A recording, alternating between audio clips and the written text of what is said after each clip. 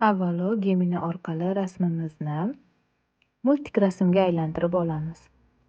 Men galereyamdan mana tanlab oldim va bu yerga yozaman shu rasmni multfilm sifat qilib ber deb.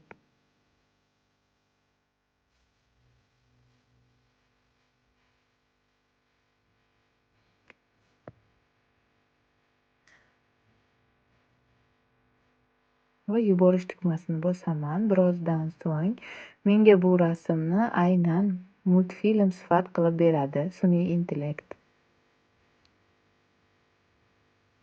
Mana sizlarga tushunarli bo'lishi uchun sekin yozyapman videoni.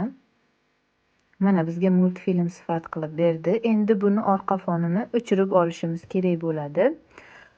Birinchi sahrand qilib olamiz. Undan so'ng eraserga kiramiz va aynan shu eraser yordamida hozir tayyorlagan rasmimizni orqa fonini o'chirib olamiz.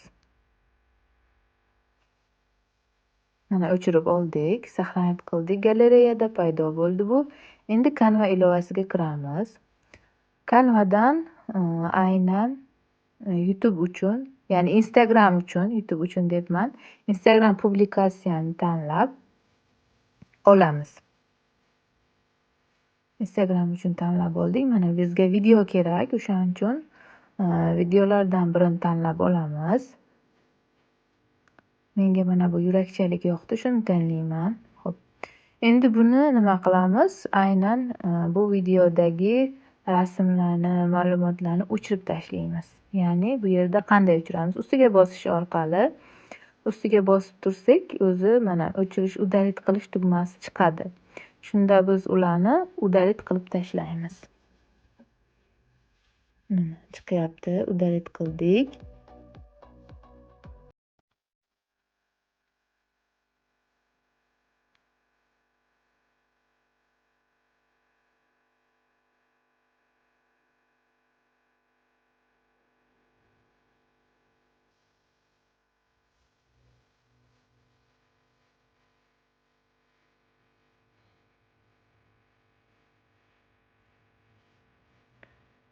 Endi esa qiziljonlar galereyamizdan bitta rasmimizni tanlab olamiz. Masalan, mana shu rasmimizni o'zini, ya'ni biz multik qilib tayyorlagan rasmimizni uni olamiz. Ortiqcha joylarini kesib tashlaymiz va kattalashtiramiz, ya'ni fonga mos qilamiz. Mana tayyor bo'ldi. Endi xohlasak mana bu yozuvni ham o'zgartirishimiz mumkin. Ustiga bosib aynan yozuvni o'zgartirishimiz mumkin. Xohlasak kuz fotosessiyasi qo'yishimiz mumkin.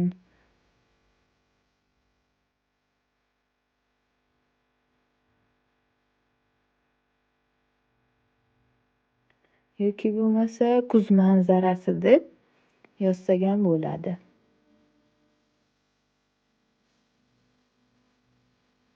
Mana kuz manzarasi deb yozdik.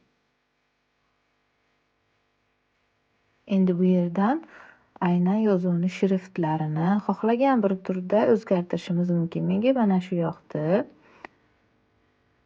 Mana o'zgardi. Endi buni mos joyga qo'yamiz. Ya'ni o'zimizni didimizga qarab, xohlasak tepaga, pastga qo'yishimiz mumkin. Va aynan galereyadan orqasini kesib olgan multik rasmimizni qo'yamiz. Kichraytirib, kattalashtirib moslaymiz rasmga. O'zimizni didimizga qarab, yana ham kichik qilsak bo'ladi, kattaroq qilsak bo'ladi. Ozgina. Mana bu yozuvni ham olib kelib pastga moslab qo'ysak bo'ladi. Mana shunga.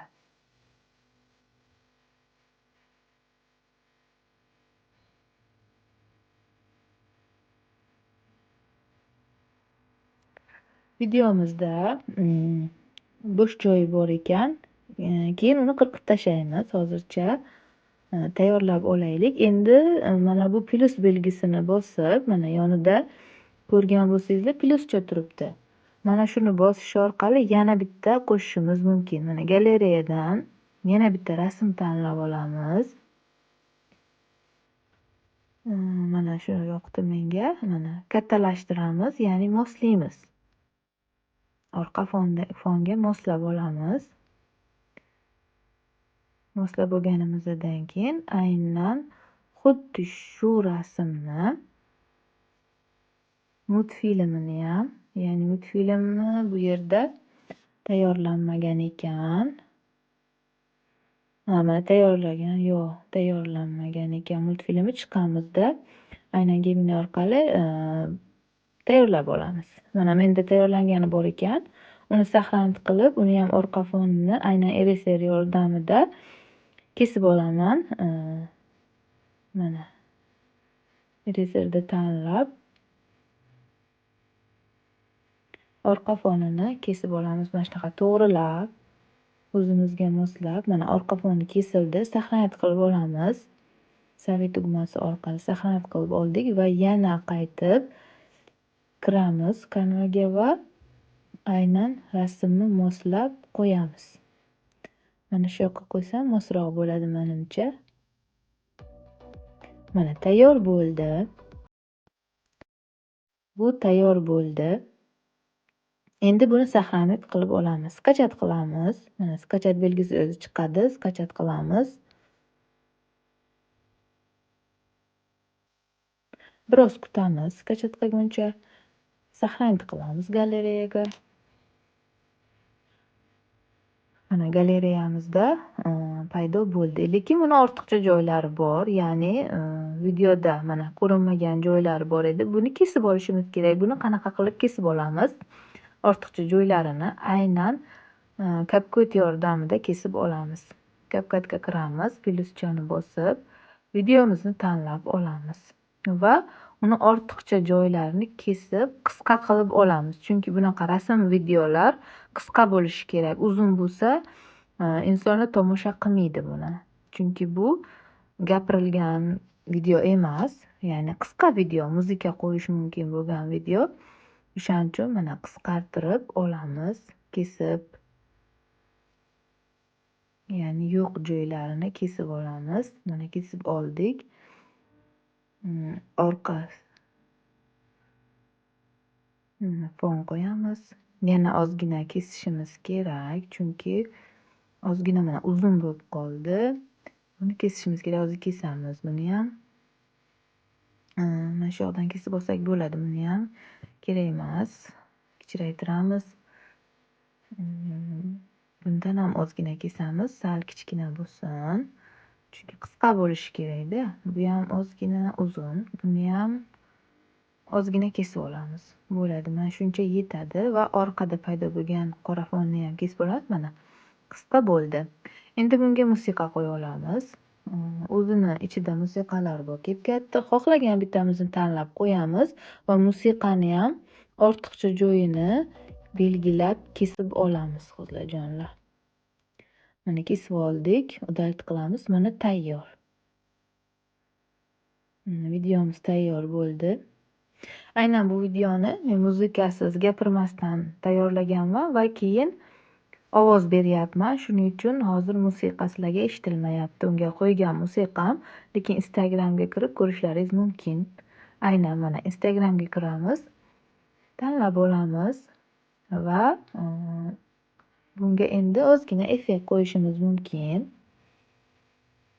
Mana bu yerdan audio deb yozadigan bo'lsak, bizga har xil stikerlarni chiqarib beradi audioga oid va shulardan qo'yib olamiz. Endi musiqa o'qiyotganligi uchun bunaqa qo'yishimiz kerak. Ya'ni video taxlagan videomizda musiqachasi bor. Shuning uchun mana buni qo'yib olamiz. Mana musiqa o'qiyapti. Sizlarga eshitilmayotgani sababi men ovozlashtirishni keyin qilyapman. Tayyorlagan vaqtimda ovozlashtirmaganman. Bu gaplarni gapirmasdan tayyorlaganman. Shuning uchun mana tayyor bo'ldi. Mana qo'ydik buni. Demak, tayyor. Mana ko'radigan bo'lsak, aynan istoriyamizda tayyor bo'ldi. Bu istoriya uchun ideya. Siz ham turli xil ideyalarni istoriya uchun qilishingiz mumkin.